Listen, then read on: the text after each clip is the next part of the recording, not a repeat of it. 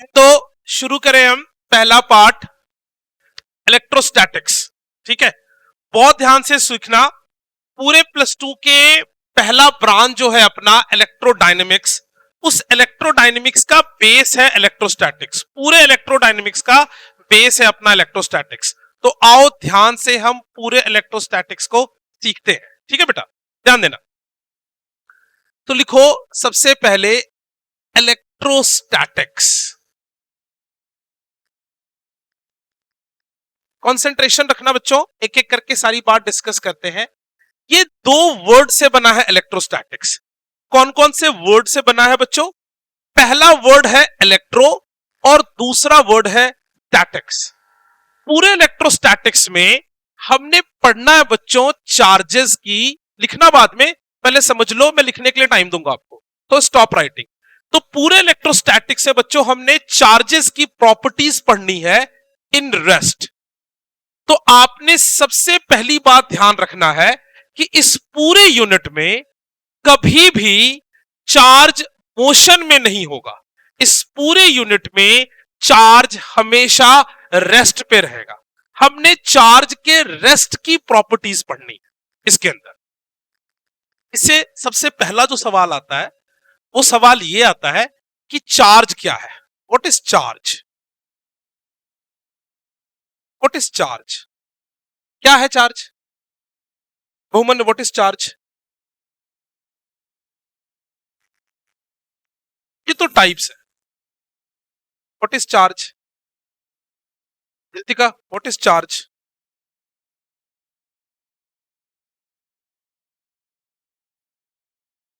Charge क्या है? इससे अच्छा, इससे सिंपल क्वेश्चन तो कुछ भी नहीं हो सकता कि चार्ज है क्या। अगर तुम यही नहीं समझोगे कि चार्ज क्या है तो फिर पूरी बात समझ में नहीं आएगी। पावनी, चार्ज क्या है? चार्ज एनर्जी नहीं है। कोई एनर्जी कह रहा था, ऑन कर। क्या ये क्या है चार्ज? क्या है अपनी चार्ज? What is charge? कोई भी नहीं? एनीवन? छोटी समायरा, चार्ज क्या है? हाँ बोलो मनरूप। एक फिजिकल क्वांटिटी जिससे मैटर पे फोर्स एक्सर्ट होती है। नहीं, ये चार्ज नहीं है। ये नहीं है चार्ज। आओ समझते हैं, आओ समझते हैं, है ना। एक एक करके बात समझते हैं। कहां पे गड़बड़ थी वो बात मैं तुम्हारी ठीक कर दूंगा मनरू।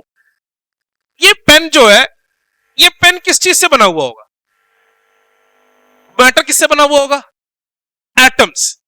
हम जो सबसे पहले पता है बेसिक चीज, वो कौन सा पता है बोलो? एटम्स। एटम किससे बना होगा? एटम किससे बना होगा? इलेक्ट्रॉन्स, प्रोटॉन्स, न्यूट्रॉन्स, इसी से बना हुआ होगा। तो एक बात समझ में आ रही है, जैसे इस बिल्डिंग को बनाने के लिए सबसे बेसिक एलिमेंट किसकी जरूरत पड़ती है हमें? ब्रिक्स।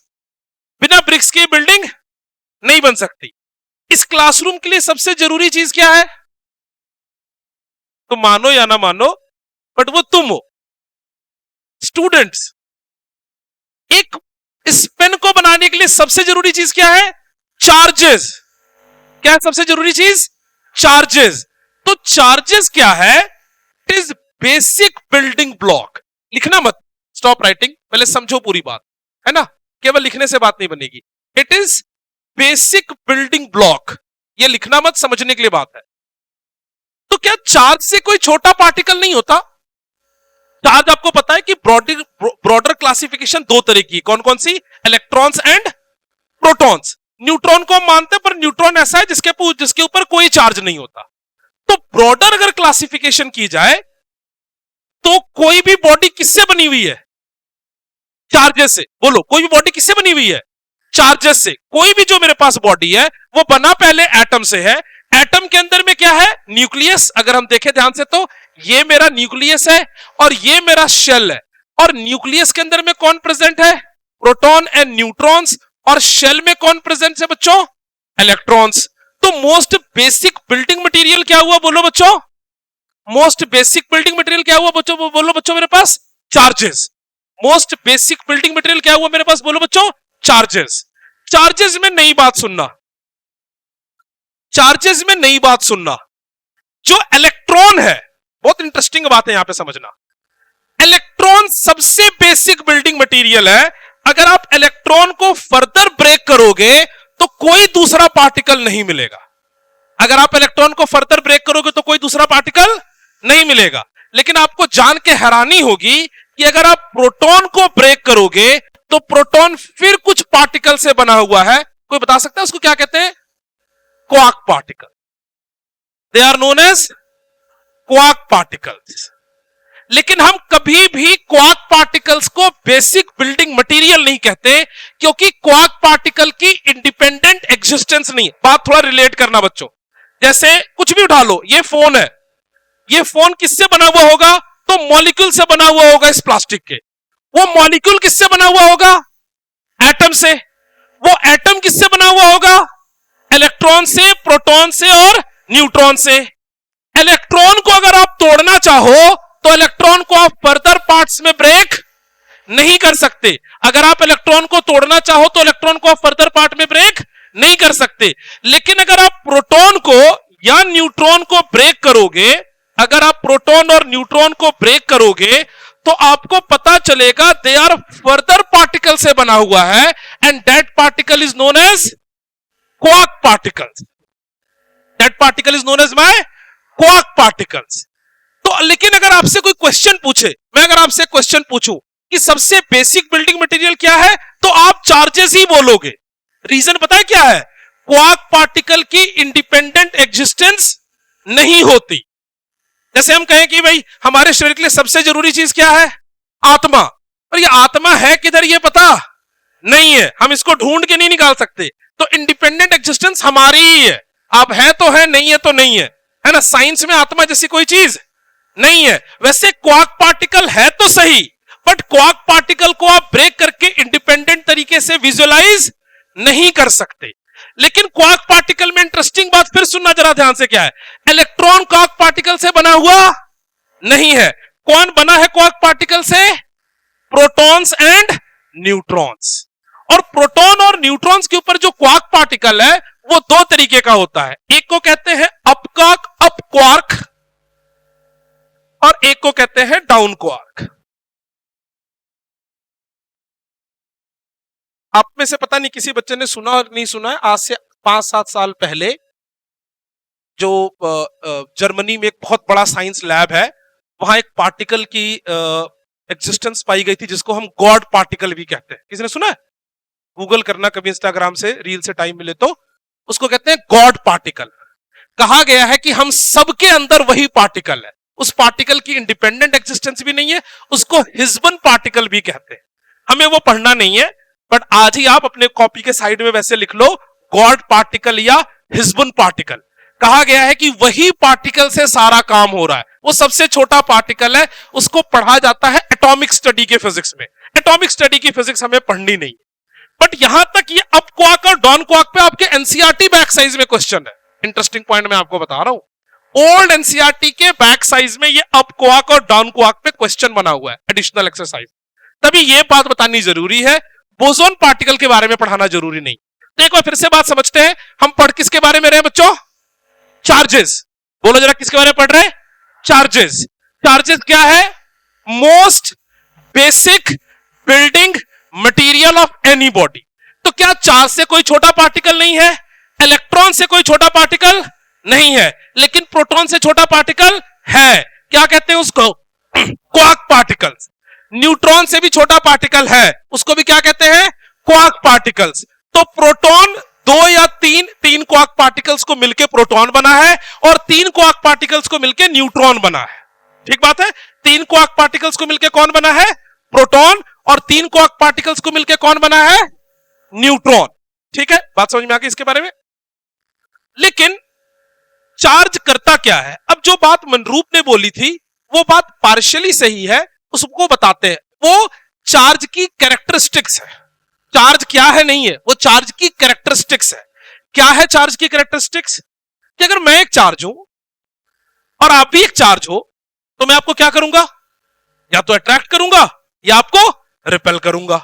तो चार्ज की पहली कैरेक्टरिस्टिक्स ये है कि अगर चार्ज रेस्ट में हो, ध्यान से सुनना, पूरी बात दिमाग में बिठाना, आगे की सारी बात यहीं से क्लियर होती चली जाएगी। मैं एक इलेक्ट्रॉन हूं और अगर मैं रेस्ट में हूं और मान लो ये सारे इलेक्ट्रॉन्स हैं, आप में से कुछ इलेक्ट्रॉन है, आप में से कुछ प्रोटॉन्स हैं, तो जितने भी इलेक्ट्रॉन है उन सबको मैं क्या कर रहा हूंगा, रिपेल, और आप में से जितने भी प्रोटॉन है आप सबको मैं क्या कर रहा हूंगा, अट्रैक्ट। तो अगर चार्ज रेस्ट पे है तो वो दूसरे चार्ज पार्टिकल पे, मनरू बात करेक्ट करना है, किसी को भी अट्रैक्ट या रिपेल नहीं कर सकता। किसको अट्रैक्ट या रिपेल कर सकता है, दूसरे चार्ज पार्टिकल को। तो चार्ज पार्टिकल अगर रेस्ट में है तो वो दूसरे चार्ज पार्टिकल को या तो अट्रैक्ट कर सकता है या रिपेल कर सकता है। इसको हम कहते हैं इलेक्ट्रोस्टैटिक फोर्स और इलेक्ट्रिक फोर्स। क्या कहते हैं इसको, इलेक्ट्रोस्टैटिक फोर्स या इलेक्ट्रिक फोर्स। अगर मैं नेगेटिव चार्ज हूं, जितने भी बॉयज हैं वो सब नेगेटिव चार्ज है, जितने भी गर्ल्स हैं वो सब पॉजिटिव चार्ज है, तो मैं सारे ही चार्जेस को या तो अट्रैक्ट कर रहा हूं या फिर रिपेल कर रहा हूं। अगर मैं किसमें हूं, रेस्ट पे। और ये जो आप पे फोर्स लग रही है, this is known as electrostatic force. So if charges are at rest, they will attract और repel another charges at rest, not in motion. Motion वाली बात सुनना, आपने क्लास 10th में एक चीज पढ़ी है, क्या पढ़ी है, इलेक्ट्रिक करंट। क्या पढ़ा आपने क्लास 10th में, electric current. What is current, rate of flow of charge. What is electric current, rate of flow of charge. अगर अब मैं ही करंट हूं, सॉरी मैं इलेक्ट्रॉन हूं और मैं मूव करने लग गया, तो अब मैं आप पे इलेक्ट्रोस्टैटिक फोर्स नहीं लगाऊंगा। बहुत ध्यान से सुनना इस बात को, अब मैं आप पे इलेक्ट्रोस्टैटिक फोर्स नहीं लगा सकता। फिर से बात समझना, मैं चार्ज हूं, आप भी चार्ज हो, मैं भी किसमें हूं, रेस्ट पे। तो आपको मैं क्या कर सकता हूं, अट्रैक्ट या repel. Now this force is electrostatic force, जो पहला चैप्टर हम पढ़ रहे हैं। इसी का सेकंड चैप्टर क्या है, इलेक्ट्रिक करंट। मैं किसमें हो जाऊं शुरू, मोशन में। When electron is moving, now I become a current. What is electric current, rate of flow of charge with respect to time. तो अगर मैं मूव करना शुरू कर जाऊंगा तो मैं क्या बन जाऊंगा बच्चों, इलेक्ट्रिक करंट। अगर मैं करंट बन गया तो अब आप पे मैं फोर्स नहीं लगा सकता, इलेक्ट्रोस्टैटिक फोर्स नहीं लगा सकता। फोर्स लगाऊंगा, ध्यान सुनना, इलेक्ट्रोस्टैटिक फोर्स नहीं लगा सकता। तो कौन सी फोर्स लगाऊंगा, आपने क्लास 10th में एक चीज पढ़ी होगी, रिलेटेड, 10 से +2 रिलेटेड है। एक एक्सपेरिमेंट याद है, एक कार्डबोर्ड ले लो, कार्डबोर्ड के बीच में होल कर दो, उससे करंट कैरिंग वायर पास करा दो, उसके ऊपर टैपिंग करो, सारे आयरन नेल्स कॉन्सेंट्रिक सर्कल के फॉर्म में अरेंज हो गया। कौन सा एक्सपेरिमेंट था, ओस्टर्ड एक्सपेरिमेंट। कौन सा एक्सपेरिमेंट था, ओस्टर्ड एक्सपेरिमेंट। क्या प्रूफ हुआ था इससे, every current carrying wire behaves like a magnet. Every current carrying wire behaves like a magnet. तो जब मैं रेस्ट पे था तो कौन सी फोर्स लगा रहा था, इलेक्ट्रोस्टैटिक। जब मैं मोशन में हुआ तो कौन सी फोर्स लगाऊंगा, इलेक्ट्रोमैग्नेटिक, नॉट मैग्नेटिक। इसको क्या कहा जाएगा, इलेक्ट्रोमैग्नेटिक। तो ये चार्ज की कैरेक्टरिस्टिक्स है। क्या कैरेक्टरिस्टिक्स है चार्ज की, कि charge will exert electrostatic force when it is at rest and charge will exert electromagnetic force when it is in motion. आओ लिखते हैं इतनी सारी। देखो सबसे पहले चार्ज, चार्ज के ऊपर लिखो, it is the basic building block. It is the basic building block. It is the basic building block. लिखाता हूं एक एक करके हर एक point. It is the basic building block. नीचे लिखो, every material is made up of, every material is made up of atoms. Every material is made up of atoms, and atoms are made up of, atoms are and atoms are made up of electrons and protons. Electron proton and neutrons, ऐसे लिखो, electron proton and neutrons, electron proton and neutrons. Electron is the most basic building block. Electron is the most basic building block. But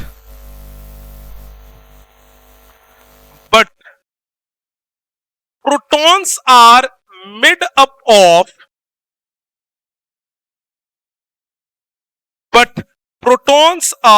made up of subatomic particles. Protons are made up of subatomic particles known as quark particles. QUARK, made up of quark particles. ठीक है, quark particles. इसके नीचे लिखना, quark particles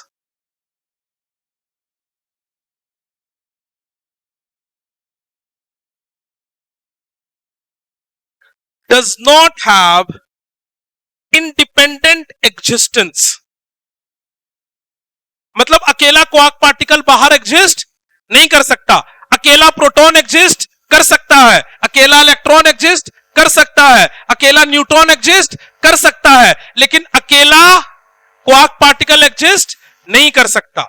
लिखो, quark particles are of two types, नीचे point बनाकर, quark particles are of two types, up quark and down quark.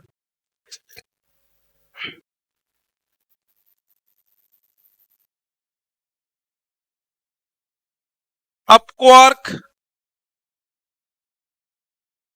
and down quark. Charge on up quark is 2/3 electron and charge on down quark is -1/3 electron. इसी topic पे NCERT के additional exercise में question है. बच्चा समझ ही नहीं पाता अगर ये बेसिक्स नहीं क्लियर हो. कितना चार्ज है अप क्वार्क पे बच्चों? अप क्वार्क पे प्लस 2/3 इलेक्ट्रॉन. अप क्वार्क पे चार्ज कितना है? Plus 2/3 electron.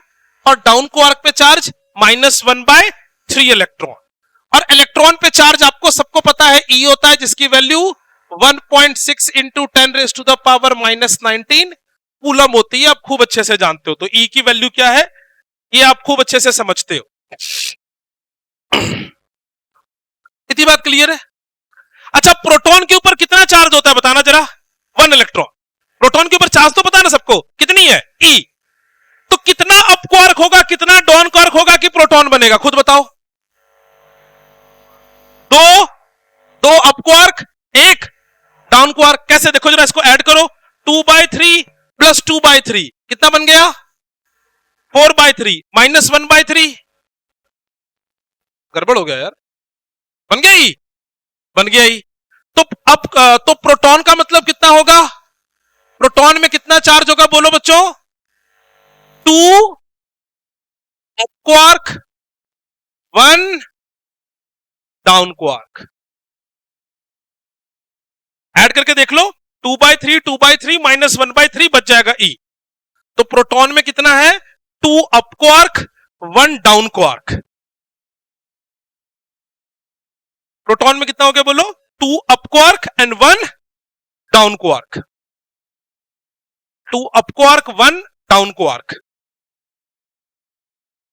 अच्छा, इलेक्ट्रॉन में बताना बच्चों, sorry I am sorry, neutron में बताना खुद से ही. न्यूट्रॉन पे टोटल चार्ज कितना होता है? 0. कैसे 0 बनेगा इससे? 2 down quark, 1 up quark. Add करो, कितना बन गया? 0. तो न्यूट्रॉन कैसे होगा बोलो, 1 quark, 2 down quark. This is the composition of proton and this is the composition of neutron. अगर आपसे पूछेगा इलेक्ट्रॉन में कितने क्वार्क्स हैं, 9 क्वार्क. इलेक्ट्रॉन को आप फर्दर ब्रेक नहीं कर सकते. किसको ब्रेक कर सकते हो? अच्छा, इसका रीजन थोड़ा सा और बताऊं, थोड़ा सा और रीजन बता दूं, थोड़ा सा और रीजन सुनो, आप पढ़ोगे आगे जाकर. सोचना जरा ध्यान से. आपको पता है ना पॉजिटिव पॉजिटिव क्या करता है, बोलो यार, रिपेल. और पॉजिटिव नेगेटिव क्या करता है, अट्रैक्ट. अब सबने एटॉमिक स्ट्रक्चर में न्यूक्लियस का साइज पढ़ा है. कितना है न्यूक्लियस का साइज? 10⁻⁻15. ये छोटा सा न्यूक्लियस है, ये छोटा सा, इतना बड़ा तो कहीं होगा, बहुत छोटा है. और इसके अंदर भर भर के कौन प्रेजेंट है? प्रोटॉन्स. अब सबको पता है कौन भर भर के प्रेजेंट है? प्रोटॉन्स. प्रोटॉन के बीच का डिस्टेंस ज्यादा है कि कम है? कम है. कम है कि बहुत कम है? बहुत कम है. तो प्रोटॉन प्रोटॉन के बीच में लगने वाली रिपल्सिव फोर्स बहुत ज्यादा होगी. बोलो यस और नो. इसके वजह से न्यूक्लियस आपको क्या लगता है, स्टेबल होगा अनस्टेबल? अनस्टेबल. तो इसी वजह से ये आपस में ऐसे टूट के, बाद में पढ़ाऊंगा डिटेल में आपको, चैप्टर में सिलेबस है, न्यूक्लियर पूरा एक चैप्टर है, बस नॉलेज के लिए बता रहा हूं. ये आपस में टूट के, अप क्वार्क और डाउन क्वार्क में टूट के न्यूक्लियस को स्टेबल बना के रखता है. अगर न्यूक्लियस अनस्टेबल होगा तो न्यूक्लियस टूट जाएगा. और टूटने ऑफ न्यूक्लियस को क्या कहते हैं? Nuclear fission. जो कहां हो रहा है आजकल, ईरान और तेहरान में जो हो रहा है, बम गिराओ, एक्सप्लोजन. एक न्यूक्लियर, एक केरी यूरेनियम अभी गिरा दिया जाए तो जापान में पता कितना केजी गिरा था? कितना? हाँ, 4-5 केजी था मुश्किल से. तो पूरा ही उड़ गया था हिरोशिमा नागासाकी. सोचो कितने एनर्जी जनरेट होती है. वो न्यूक्लियर बम इसी से बन रहा होता है. खैर वहां हम जाएंगे नहीं, मैंने आपको नॉलेज के लिए बात बता दी. तो ये हमने बात पूरी क्लियर कर ली. क्या सीखा हमने? हमें पढ़ना क्या है? इलेक्ट्रोस्टैटिक्स. इलेक्ट्रोस्टैटिक्स के 2 पार्ट है. कौन कौन सा? Electro and statics. Electro word means charge, statics means rest. Charge क्या है? मोस्ट बेसिक बिल्डिंग मटेरियल, है ना. और चार्जेस किससे बना हुआ है? टाइप्स ऑफ चार्जेस क्या है? तो आपको पता लग गया कौन कौन से टाइप से, बोलो. Electron and proton. इलेक्ट्रॉन सबसे बेसिक बिल्डिंग मटेरियल है, लेकिन प्रोटॉन सबसे बेसिक बिल्डिंग मटेरियल नहीं है. प्रोटॉन फर्दर किससे बना हुआ है? Quark particles. न्यूट्रॉन फर्दर किससे बना हुआ है? Quark particles. ये हमें क्लियर हो गया बच्चों. तो अब चार्ज की दूसरे टर्म्स में डेफिनेशन लिखते हैं. तो लिखो, charge is always associated with mass.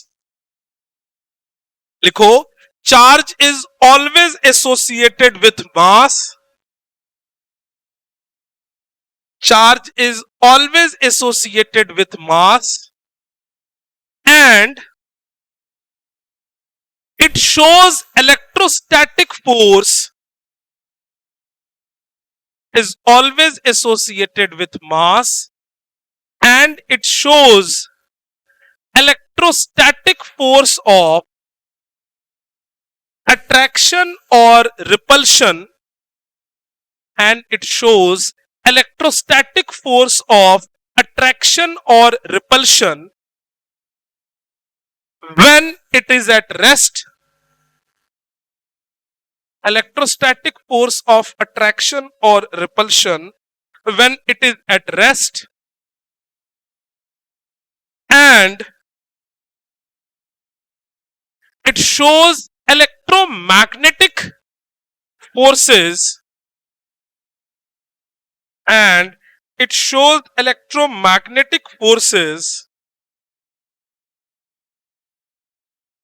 when it is in motion. Electromagnetic forces when it is in motion. तो जब ये रेस्ट पे होगा तो कैसी फोर्स दिखाएगा, बोलो बच्चों? Electrostatic force. और जब मोशन में होगा तो क्या दिखाएगा, बोलो? Electromagnetic force. इलेक्ट्रोस्टैटिक फोर्स क्या है? पॉजिटिव पॉजिटिव के बीच में क्या हो रही है, बोलो बच्चों? रिपल्शन. पॉजिटिव नेगेटिव के बीच में क्या हो रही है, बोलो? अट्रैक्शन. नेगेटिव नेगेटिव के बीच में क्या हो रही है, बोलो बच्चों? Repulsion. This is electrostatic force, है ना. और every every moving charge particle behaves like a current carrying wire and every current carrying wire produces magnetic field. मैंने एक पॉइंट आपको लिखाया है, पता नहीं आपने नोटिस किया कि नहीं, मैंने लिखाया है charge is always associated with मास. समझ रही मेरी बात? इस पॉइंट को जरा ध्यान से समझना. अगर किसी बॉडी के पास मास है तो जरूरी नहीं है कि उसके पास चार्ज होगा. अब नाउ इस पॉइंट को बहुत ध्यान से सुनना, बच्चे यहां मिस्टेक करते हैं. जब भी मैं चार्ज कह रहा हूं, ये चार्ज नहीं है, नेट चार्ज है. चार्ज नहीं है, क्या है? Net charge. मैं तुरंत समझाता हूं, 2 मिनट देना मेरे को. नेट चार्ज कहने का क्या मतलब है? बॉडीज 2 टाइप में कैटेगराइज्ड है. कौन कौन सी body? Charge body, uncharge body. कौन कौन सी बॉडी बोलो बच्चों? Charge body, uncharge body. What is charge body? नहीं, व्हाट इज चार्ज बॉडी? जिनके ऊपर नेट चार्ज हो, मतलब या तो वो पॉजिटिवली चार्ज हो या फिर वो नेगेटिवली चार्ज हो. What is uncharged body? कई बार बच्चा ऐसा समझता है कि उसके ऊपर चार्ज ही ना हो. भाई ऐसा पॉसिबल नहीं है. अगर कोई बॉडी है तो चार्ज होगा. बिना चार्ज के बॉडी नहीं हो सकती, क्योंकि बॉडी बना किससे है? एटम से. एटम से. और एटम किससे बना है? न्यूक्लियस और ऑर्बिटल से. और न्यूक्लियस में भी चार्जेस है और ऑर्बिटल्स में भी चार्जेस है. तो when I am saying a body is charge body, इसका मतलब है उसके पास नंबर ऑफ इलेक्ट्रॉन्स या प्रोटॉन्स बराबर नहीं होंगे. अगर नंबर ऑफ इलेक्ट्रॉन्स ज्यादा होगा तो बॉडी इज नेगेटिवली चार्ज. अगर नंबर ऑफ प्रोटॉन्स ज्यादा होगा तो बॉडी इज पॉजिटिवली चार्ज. और अगर नंबर ऑफ इलेक्ट्रॉन्स और नंबर ऑफ प्रोटॉन्स बराबर होएगा तो body is uncharged. Then body is uncharged. तो कभी भी अनचार्ज बॉडी या न्यूट्रल बॉडी को आप ऐसे नहीं समझोगे कि उसके ऊपर नेट चार्ज नहीं है. अच्छा एक बात बताना मुझे, क्या अनचार्ज बॉडी और न्यूट्रल बॉडी एक ही बात है या अलग अलग बात है? कुछ बोलो भी, तुम लोग कुछ नहीं बोल रहे, सब कुछ मैं ही बोल रहा हूं. एनीवन? क्या अनचार्ज बॉडी और न्यूट्रल बॉडी, सुना है दोनों नाम ना? कहते ना ये न्यूट्रल वाली वायर है, ये न्यूट्रल बॉडी है. क्या अनचार्ज बॉडी और न्यूट्रल बॉडी एक बात है कि अलग अलग बात है? ये सब बेसिक लेवल की बात है भाई. एनीवन?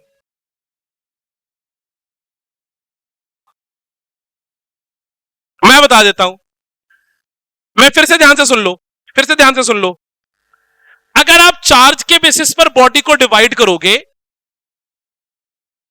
तो types of bodies on the basis of net charge. ध्यान से सुनना बेटा, मैं लिख दे रहा हूं, आपको बात क्लियर हो जाएगी. Types of bodies on the basis of net charge. पहला बॉडी कौन सी होगी बोलो बच्चों? Uncharged body. कौन सी body? Uncharged body. Uncharged body का मतलब क्या होगा बोलो? Number of electrons is not equal to number of protons. Uncharged body का मतलब क्या होगा? Number of electrons is not equal to number of protons. फिर नॉट इक्वल है तो 2 बातें हो सकती हैं. क्या क्या हो सकता है बोलो बच्चों? Number of electron is greater than number of protons. अगर नंबर ऑफ इलेक्ट्रॉन बड़ा होगा तो बॉडी कैसा कहलाएगा बोलो? बोलो बच्चों? Negatively charged body.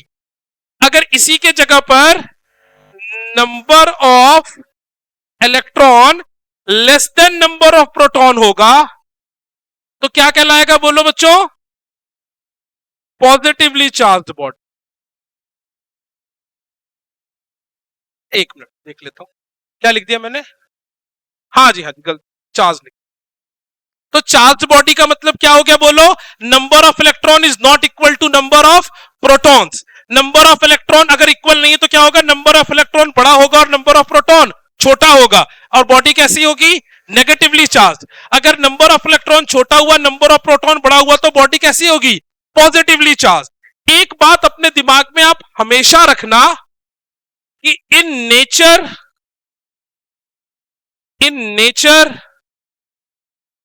a body is uncharged. अगर आप नेचर से तुरंत कोई बॉडी ले रहे हैं तो जनरली इट इज अनचार्ज्ड. तो अनचार्ज का मतलब क्या होगा, बोलो बच्चों? Second uncharged body. Uncharge body का मतलब क्या होगा, बोलो? अनचार्ज बॉडी का मतलब होगा number of electron is equal to number of protons. Number of electrons और नंबर ऑफ प्रोटॉन्स दोनों आपस में बराबर होंगे, इक्वल नंबर में होगा, ठीक है। और यहां आप लिखना कि uncharged body is not a neutral body. समझाता हूं कैसे। Uncharged body and neutral bodies are not same. कैसे डिफरेंट है भी डिस्कस करते हैं, पहले ये पॉइंट नोट डाउन कर।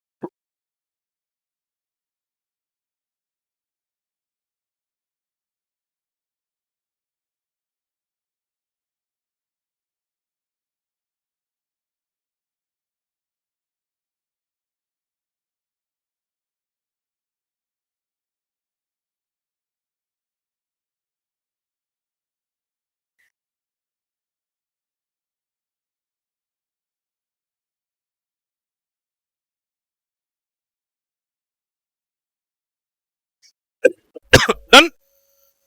तो मुझे सोच के बता सकता है एनीवन, मुझे अच्छा लगेगा। छोटी कुछ बताएगी कि क्यों न्यूट्रल बॉडी और अनचार्ज बॉडी सेम नहीं है, दोनों अलग अलग क्यों है?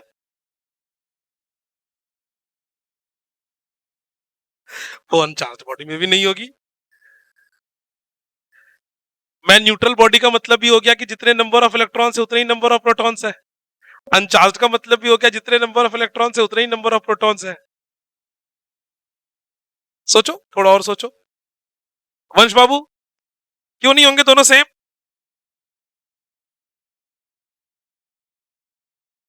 नहीं नहीं नहीं, no no no no no. सुनो मैं बताता हूं। यहां तक हो गया सबका? लिख लो लिख लो लिख लो लिख लो।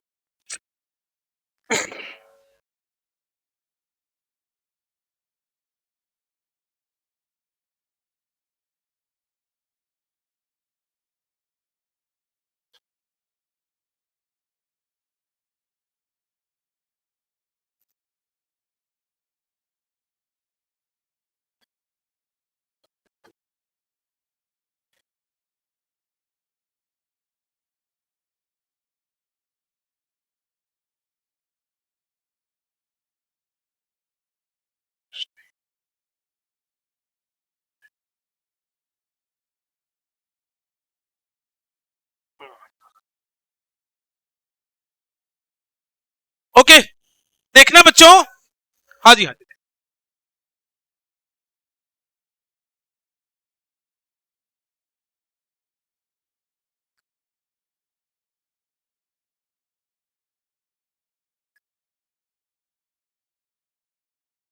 ओके, सुनना ध्यान से। अनचार्ज बॉडी का मतलब हमेशा होगा कि नंबर ऑफ इलेक्ट्रॉन और नंबर ऑफ प्रोटॉन बराबर है। ठीक बात है? टॉप राइटिंग सुनना। न्यूट्रल बॉडी के लिए यह कंडीशन जरूरी नहीं है। ऐसा हो भी सकता है और नहीं भी हो सकता है। तो फिर बोलोगे सर आपने न्यूट्रल बॉडी कहोगे किसको? तो न्यूट्रल बॉडी उसको कहा जाएगा जिसका पोटेंशियल जीरो हो। इसका क्या जीरो हो? पोटेंशियल जीरो हो। तुम बोलोगे सर अब ये पोटेंशियल कौन सा पोटेंशियल? ग्रेविटेशनल पोटेंशियल नहीं, इलेक्ट्रोस्टैटिक पोटेंशियल जीरो। अब ये क्या होता है ये मैं सेकंड चैप्टर में पढ़ाऊंगा, बट आपको तुरंत समझाने के लिए एक बात मैं समझा सकता हूं। क्या आपके घर में कोई न्यूट्रल वायर है? अरे बोलो यार, सबके घर में होगी यार अर्थ। वो कौन सी वायर न्यूट्रल वायर है? जिसको आपने क्या कर रखा है? अर्थिंग कर रखा है। सुना ना, कभी आपके घर में अगर वोल्टेज फ्लक्चुएट करना शुरू कर जाए तो इलेक्ट्रिशियन आके कहता है आपकी अर्थिंग वीक है। बोला किसी के घर में? फिर आपको बोला होगा, नहीं बोला होगा तो पता करो, घर वालों को पता होगा। फिर जब आप अपना घर बन रहा होगा या बनवा रहे होगे, वो नीचे गड्ढा करके कोयला नमक डालकर एक वायर नीचे डालते कि भाई ये अर्थिंग की वायर डाली है हमने कि हमारे घर का अर्थिंग मजबूत है। पूछना अपने घर में बनते समय आपके घर वालों ने अर्थिंग डलवाई होगी अपने घर में। अर्थिंग होता क्या हम डिटेल में पढ़ेंगे। अर्थिंग का मतलब ये होता है अगर तुम मेरे से एक वायर लगा के, समझाता हूं कॉमन बात, अर्थ से कनेक्ट कर दो तो अर्थ मेरा चार्ज जीरो नहीं करता, मेरा पोटेंशियल जीरो कर देता है। ये होता क्या ये हम सेकंड चैप्टर में पढ़ेंगे, but just for your knowledge and practical relation के लिए बात मैं आपको बता दे रहा हूं। आपके घर से जो वायर न्यूट्रल वायर है उसमें चार्ज जीरो नहीं है। वो कौन सी वायर है? अर्थिंग वाली वायर है। अर्थिंग वाली वायर से क्या होता है वो आपको पढ़ाऊंगा करंट में, थोड़ा आप अपने नॉलेज के लिए भी देख सकते हो। आपके घर में आ रही होगी ना, देखी होगी, एक न्यूट्रल वायर होती है, न्यूट्रल वायर या अर्थिंग वायर कहते हैं, और दूसरी वायर जिसमें करंट आ जा रहा होता है। आप अर्थिंग वाली वायर छुओ आपको शॉक नहीं लगता, दूसरे वाले छुओगे तो मजा ही आ जाएगा, है ना। तो उस वाले वायर जो अर्थिंग वाली वायर है उसका पोटेंशियल जीरो होता है जिसको हम न्यूट्रल वायर कहते हैं। So neutral bodies means doesn't means number of electron is equal to number of proton. Neutral bodies means potential is zero. ये बात आप हमेशा ध्यान रखना, इट इज वेरी इंपॉर्टेंट। अगर मैं कह रहा हूं कि it is a neutral body, इसका मतलब उसका क्या जीरो है प्यारे बच्चों? पोटेंशियल जीरो है। ठीक बात है, क्लियर हो गई ये बात। चलो अब आते हैं अगले पार्ट पे। इसके सबसे बेसिक बात अभी हमने नहीं की है, that is units of charge. That is units of charge. क्या है चार्ज का यूनिट बच्चों? कूलम। ये कौन सा यूनिट है? SI unit. तो SI unit of charge is, SI unit of charge is coulomb, denoted by capital C। Coulomb की प्रॉब्लम पता है क्या है? ये बहुत बिगर यूनिट है, it is not a practical unit. ये बात बिल्कुल दिमाग में बिठा के रखना कि coulomb is not a practical unit because it is a bigger unit, it is a bigger unit। मान लो मैं रामपाल को शाम को अपने साथ मंडी ले जाऊं तो कितना केजी आलू ला सकता हूं उसके साथ? 5 किलो, 10 किलो, 1 टन आलू तो नहीं ला सकता रामपाल मेरे साथ। वैसे ही अगर आप एक बॉडी से चार्ज ट्रांसफर करोगे तो आप 1 कूलम चार्ज ट्रांसफर नहीं कर सकते। 1 कूलम चार्ज बहुत बड़ा होता है, बहुत बड़ा, बहुत बड़ा। मैं एग्जांपल दे देता हूं, अर्थ कितना बड़ा है? बहुत बड़ा। कितना है रेडियस अर्थ का? गेस करो अर्थ पे कितना कूलम चार्ज होगा? अर्थ के ऊपर 711 माइक्रो कूलम चार्ज। पूरे अर्थ पे पता है कितना चार्ज है? Tentative 711 micro coulomb. Capacitor chapter में निकाल के दिखाऊंगा। इतना चार्ज किसके ऊपर है? पूरे अर्थ पे। तो 1 कूलम चार्ज तो तुम हमारे ऊपर तो छोड़ ही दो, तो 1 कूलम यूनिट कैसा हो गया? बहुत बड़ा यूनिट। तो जनरली आपको क्वेश्चन जब दिखेगा उसमें आपको कूलम यूनिट नहीं दिखेगा, क्योंकि कूलम कैसा यूनिट है? बहुत बड़ा यूनिट। तो इसके प्रैक्टिकल यूनिट्स क्या हो जाएंगे चार्जेस के? हाँ जी, प्रैक्टिकल यूनिट्स ऑफ चार्ज कौन कौन सा है बच्चों? प्रैक्टिकल यूनिट बताओ यार। 10⁻⁻⁻6 कूलम इज इक्वल टू कौन सा कूलम? 1 micro coulomb. 10⁻⁻12 -12 को क्या कहेंगे बोलो? 12 जब तो हाँ कोई बोला, कुछ आवाज आई मेरे को। पीको।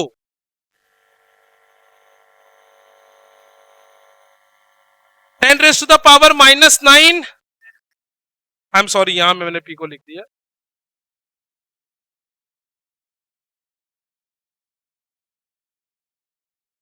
नैनो कूलम, है ना। इसको माइक्रो माइक्रो कूलम भी कह देते हैं। माइक्रो माइक्रो 2 बार भी लिख देते हैं इसके साथ, micro micro coulomb. So these are practical units of charge.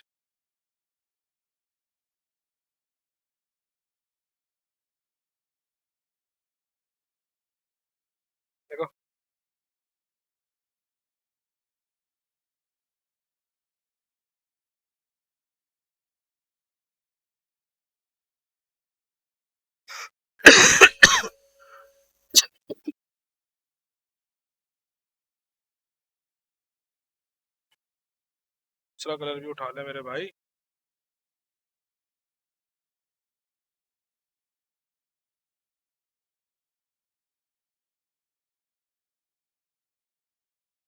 भाई सीजीएस यूनिट ऑफ चार्ज क्या है? फोर्स का एसआई यूनिट क्या होता था? न्यूटन। सीजीएस यूनिट डायन डाइन सॉरी। चार्ज का एसआई यूनिट क्या है? कूलम। सीजीएस यूनिट, इसके सीजीएस के दो यूनिट्स हैं। पहला, आप देखोगे कि आप कौन सा ब्रांच पढ़ रहे हो। अगर आप इलेक्ट्रोस्टैटिक्स पढ़ रहे, क्या पढ़ रहे बोलो बच्चों? इलेक्ट्रोस्टैटिक्स, तो इसका यूनिट है ईएसयू। अगर आप पढ़ रहे हो इलेक्ट्रोडायनेमिक्स या इलेक्ट्रोमैग्नेटिज्म, डायनेमिक्स को छोड़कर मैं इलेक्ट्रोमैग्नेटिज्म बोल देता हूं, तो वो है ईएमयू। ये आप याद रखना। ईएसयू तब है when you are studying about electrostatics, और ईएमयू तब है when you are studying about electromagnetism.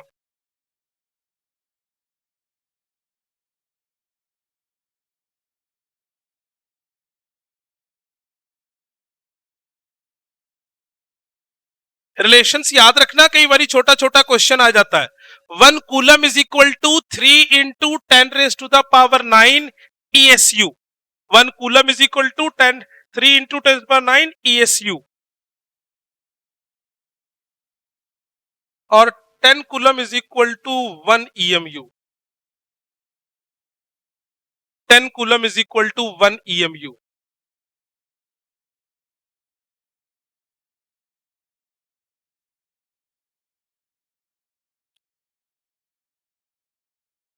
ठीक है,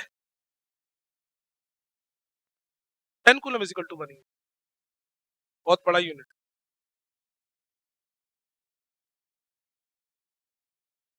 ठीक है, चलो, ये हमने बेसिक बात अभी तक चार्ज के बारे में कर ली। क्या क्या हमने कर लिया, एक बार क्विकली देखें। हम कौन सा पार्ट पढ़ रहे हैं बच्चों? इलेक्ट्रोस्टैटिक्स। किसके बारे में पढ़ रहे हैं? चार्ज। चार्ज क्या है? Basic building material. चार्ज कितने टाइप का? मेजरली दो टाइप। कौन कौन सा? Electron, proton. इलेक्ट्रॉन सबसे बेसिक पार्ट है, इलेक्ट्रॉन को फर्दर ब्रेक नहीं कर सकते। प्रोटॉन को आप फर्दर ब्रेक कर सकते हो। कौन कौन सा टाइप? Quark particles. प्रोटॉन कितने क्वार्क पार्टिकल से बना? क्वार्क पार्टिकल कितने तरीके का? दो तरीके का। कौन कौन सा? Up quark, down quark. Up quark का मतलब +2/3 इलेक्ट्रॉन, डाउन क्वार्क का मतलब -1/3 इलेक्ट्रॉन। प्रोटॉन में दो अप क्वार्क, एक डाउन क्वार्क। न्यूट्रॉन में एक अप क्वार्क, दो डाउन क्वार्क। फिर हमने आगे क्या देखा? बॉडीज कितने तरीके की?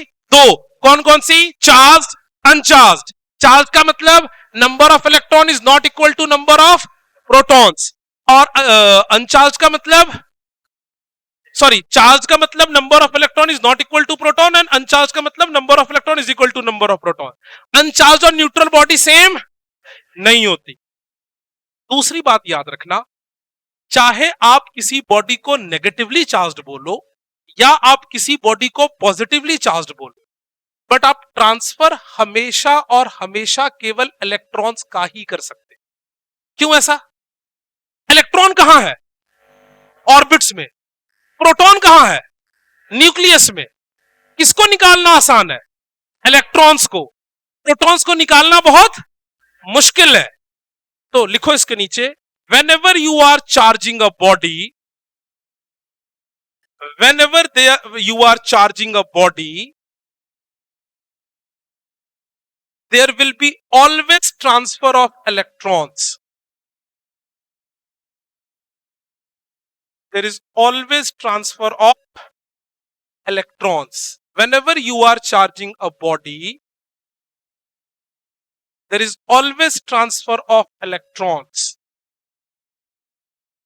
because protons are situated in the nucleus, because protons are situated in the nucleus and they cannot be easily transferred.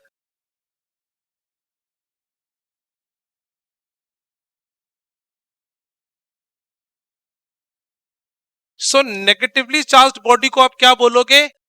Electron rich body.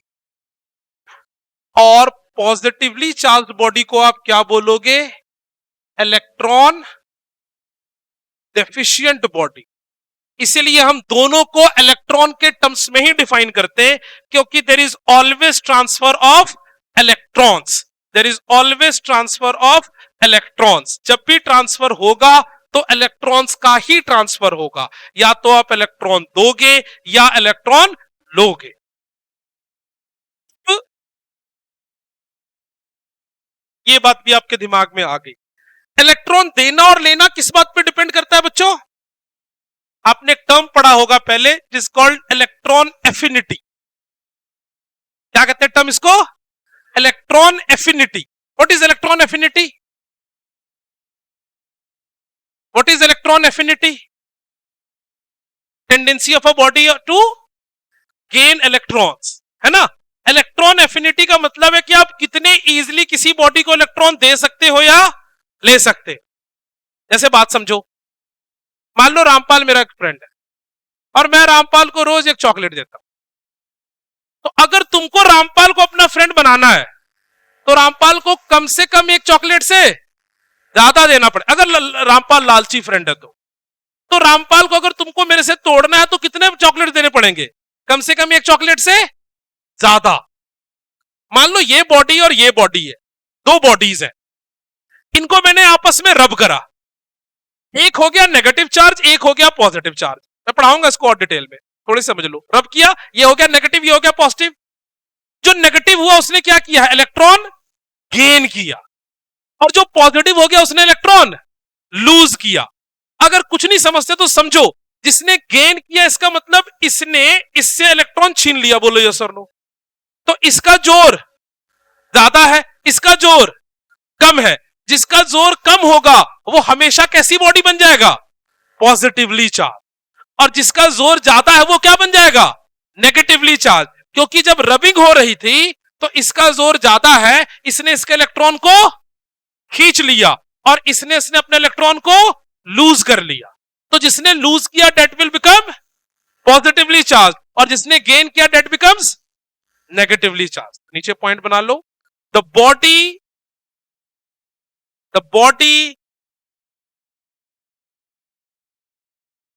which is losing electron, the body which is losing electron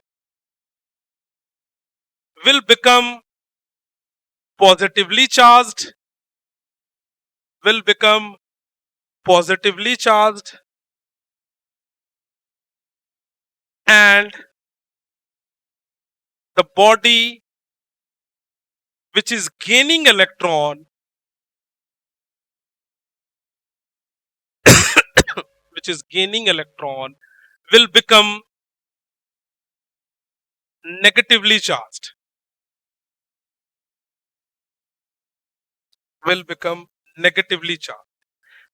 और इसी के नीचे लिखो and it depends on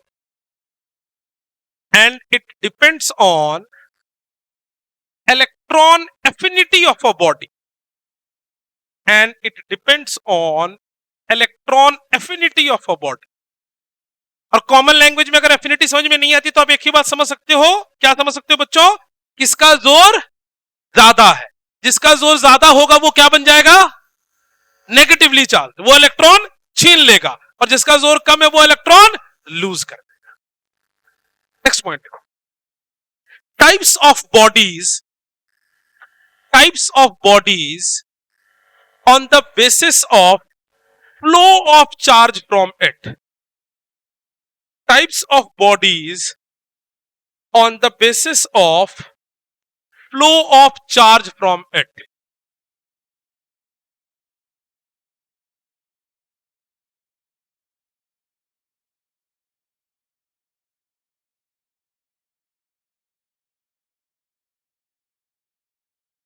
flow of charge from it.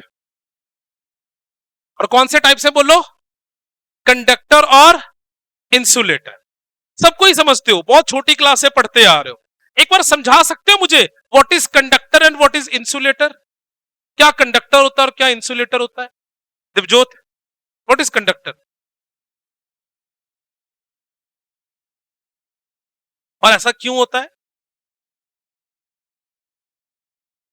कौन होता है conductor? छोटी Akshara, what is conductor? अरे बोलो, शर्मा क्यों रही? माधव, कंडक्टर। पावनी, कंडक्टर। जिससे इलेक्ट्रॉन करंट पास हो जाए। करंट क्यों पास हो जाता है? क्या होता है उसके पास?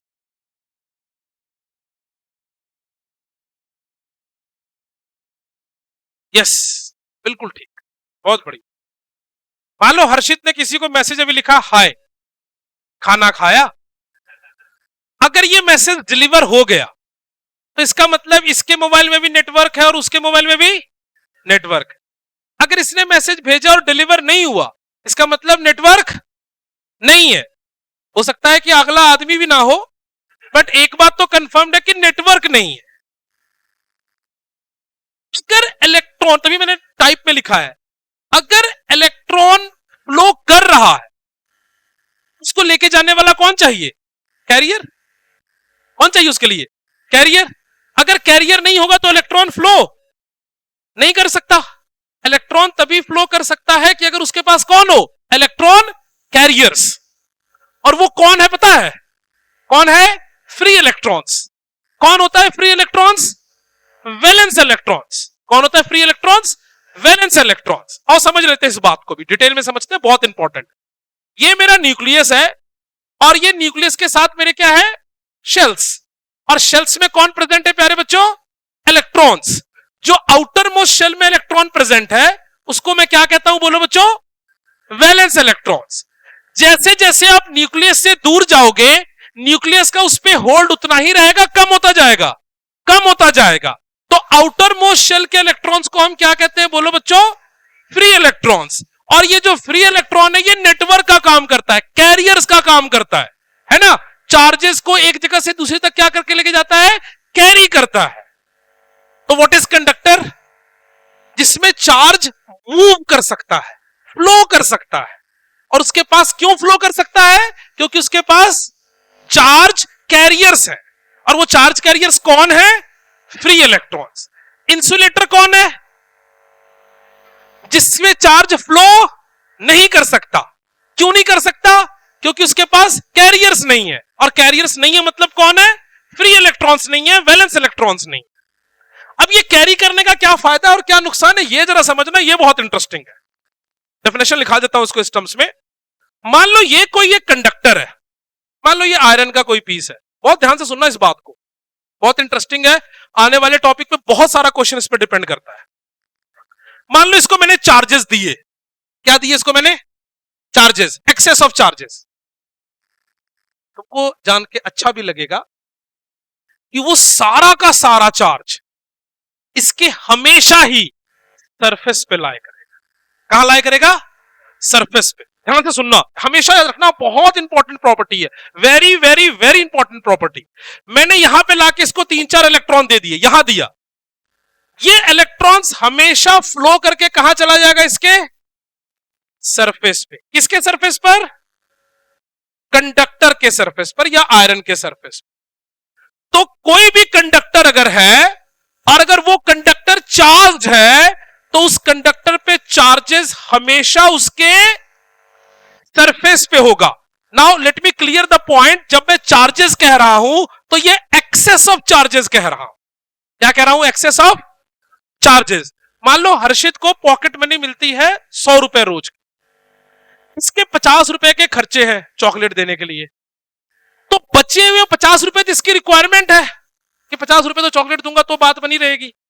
जो बचा हुआ 50 रुपए है उसी में ये बाकी काम कर सकता है। इसके पास जो अंदर के जो चार्जेस हैं वो इसके अंदर ही रहेगा, वो एक्सेस नहीं है। इसके पास एक्सेस पैसा कितना है? 50 रुपए। वो एक्सेस, वही 50 रुपए इसके उछल रहे होंगे, चल आजा तेरे को पानी पिलाऊं, नारियल पानी पिलाऊं, चिप्स खिला दूं।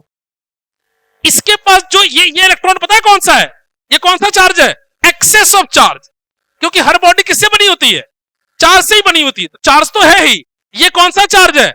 Access of charge. और एक्सेस ऑफ चार्ज हमेशा कहां लाया करेगा? उसके सरफेस पे। अगर एक दिन इसके घर वाले ने इसको 50 रुपए दिया, ये ठंडा बैठा होगा क्योंकि इसके पास एक्सेस ऑफ पैसे नहीं है, वो तो उसको चॉकलेट देने में चले गए। लेकिन अगर इसके घर वाले ने 100 रुपए कंटिन्यू रखा तो ये जोश में रहेगा क्योंकि इसके पास 50 रुपए एक्स्ट्रा है। इसके पास जो एक्स्ट्रा चार्ज है वो हमेशा कहां रहेगा? इसके सरफेस पे। क्यों रहेगा सरफेस पे? आपने जो भी चार्ज दिया उस चार्ज को कौन ट्रेवल लेकर के ले गया? Charge carriers. और कहां रखा उसको? हमेशा सरफेस पे। तो ये हमेशा याद रखना, नोट करके भी लिखवा भी दूंगा कि अगर आप किसी भी कंडक्टर को एक्सेस ऑफ चार्ज दोगे, चार्ज नहीं, कौन सा charge? Excess of charge, it will always resides on its surface. हमेशा सरफेस पे रिसाइड करेगा। लेकिन यही इंसुलेटर के केस में क्या होगा? ये मान लो एक इंसुलेटर है, वुड की कोई बॉडी है। आप इसको जहां चार्ज दोगे वो चार्ज कद्दू की तरह वहीं बैठा रहेगा, वो ट्रेवल नहीं कर सकता। क्यों? फ्री इलेक्ट्रॉन्स है ही नहीं। तो क्या डिफरेंस है इंसुलेटर और कंडक्टर में? कंडक्टर को आपने चार्ज दिया, फटाफट सारा चार्ज उसके सरफेस पे है ना। हर चीज की तरह इस पॉकेट 10 रुपए दिख रहे हैं, इधर से 20 रुपए दिख रहे हैं, है ना, वो एक्सेस चार्ज। लेकिन जो 50 रुपए है वो इसके पास रहेंगे। एक्सेस चार्ज इसके हमेशा कहां रहेगा? बोलो प्यारे बच्चों, इसके सरफेस पे। लेकिन इंसुलेटर पे चार्ज जहां दोगे वहीं रह जाएगा। ये दोनों बातें क्लियर हो गई। एक और बात क्लियर करते हैं फिर नोट डाउन कर। एक बात बताओ, कंडक्टर हमेशा इतना गोल होगा जरूरी है? नहीं ना, ऐसा भी तो हो सकता है। नहीं, ये अच्छा नहीं बना।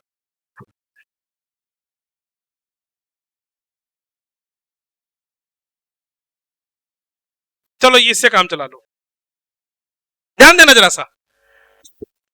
इस जगह का तुम देखो अगर ध्यान से, मैंने डॉटेड को हटा दूं तो इसका रेडियस क्या है? Small r1। और अगर यहां तुम गोला बनाओ तो इसका रेडियस पहले से बड़ा है कि छोटा है? बड़ा है। ये समझ में आ रही बात है ना? मैंने ऐसी बॉडी लिया है जिसके एक जगह का रेडियस छोटा है, दूसरी जगह का रेडियस बड़ा है, और अब मैंने इसको एक्सेस ऑफ चार्ज दे दिया। अब मैंने इसको क्या दे दिया? बोलो बच्चों, एक्सेस ऑफ चार्ज। क्या ये चार्ज यूनिफॉर्मली डिस्ट्रीब्यूटेड होगा कि कहीं ज्यादा होगा कहीं कम होगा? सोच के बता दो, अपने मन से गैस कर लो। पहले बताओ, यूनिफॉर्मली डिस्ट्रीब्यूटेड होगा कि नहीं होगा? गैस करो भाई, पता तो तुम्हें है नहीं। नहीं होगा, यूनिफॉर्मली डिस्ट्रीब्यूटेड नहीं होगा। जहां रेडियस कम होगा ना बच्चों, वहां पे चार्जेस हाई कॉन्सेंट्रेशन में होगा, और जहां रेडियस ज्यादा होगा वहां चार्जेस दूर दूर रखा हुआ हो। की बात है। एक बार जरा सारी बात को एक साथ इकट्ठे कर, ये सब पॉइंट्स इतने जरूरी हैं, आप जब आगे चैप्टर पढ़ोगे आपको इंपॉर्टेंस समझ में आएगी कि मैंने पहले पॉइंट में आपको बहुत इंपॉर्टेंट पॉइंट्स बताए हैं। पहला, व्हाट इज कंडक्टर? जिसके पास फ्री इलेक्ट्रॉन्स हैं और चार्जेस को फ्लो कराता है। What is insulator? Free electrons नहीं है, चार्ज जहां दोगे वही रिसाइड करेगा, चार्ज जहां दोगे वही रिसाइड करेगा। ये कौन बन गया? बोलो बच्चों, इंसुलेटर। अच्छा, आप कंडक्टर को जो भी एक्सेस ऑफ चार्ज दोगे वो हमेशा उसके सरफेस पे होगा, लेकिन इंसुलेटर को आप जो भी चार्ज दोगे वो वही रिसाइड करेगा जहां पे आप दोगे। Please confirm yourself. अगर कंडक्टर का रेडियस छोटा बड़ा है तो कहां चार्ज ज्यादा होगा? जहां रेडियस कम हो। और कहां चार्ज कम होगा? जहां रेडियस बड़ा हो। मतलब इनवर्सली प्रोपोर्शनल होगा। अब ये क्यों होता है, इसका रीजन आपको आगे सिखाऊंगा। ये अभी आपको मैं नहीं सिखा सकता क्योंकि अभी आपने उतना पढ़ा नहीं। नोट डाउन करते हैं बच्चों, लिखो कंडक्टर्स, लिखो कंडक्टर्स में point. Conductors allow flow of charges through them. Conductors allow या they allow flow of charges through them, flow of charges through them because they have free electrons, because they have free electrons, they have free electrons which behaves as which behaves as current carriers, which behaves as current carriers. नीचे space छोड़कर थोड़ा सा. The excess charge provided to a conductor, the excess charge provided to a conductor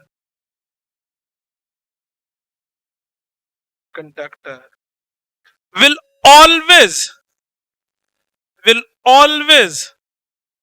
resides on its surface.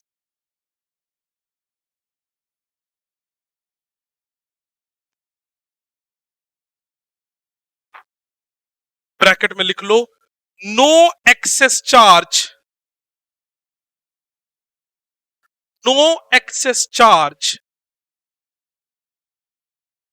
will reside, no excess charge will reside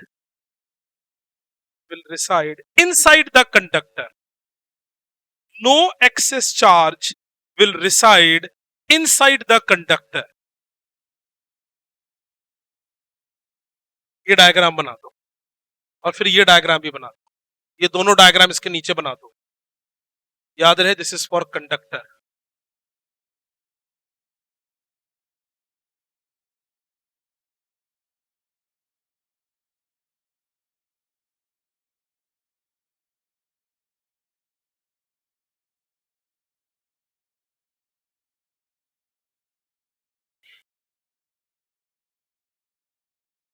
next Monday से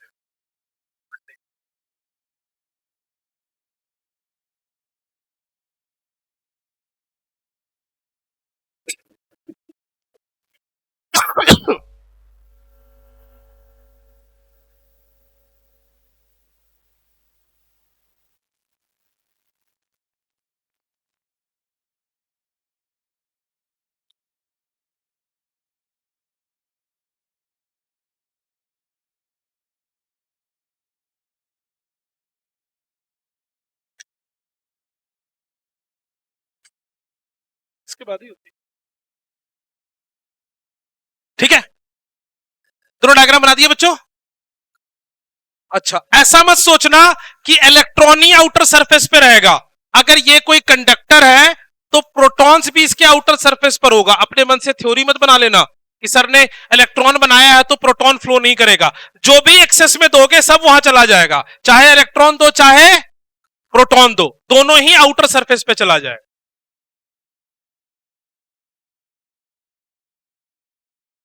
इसके साथ एक तीसरा diagram बनाओ. कहां चला गया वो? ये डायग्राम. और इसके नीचे लिखो, if conductor's surface is not uniform, then the charge density will be more, the charge density will be more having less radius. नहीं, अच्छा नहीं लगा. इसको लिखो, charge concentration is larger in the area having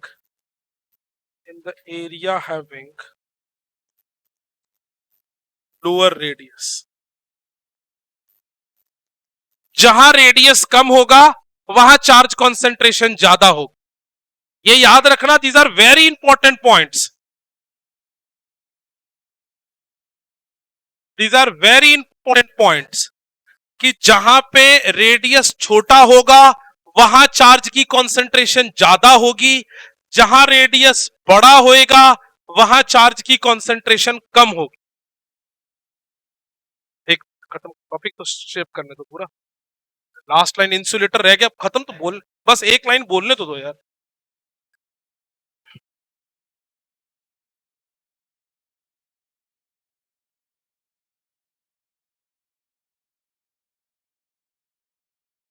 next last line लिखो insulator, last line लिखो insulator,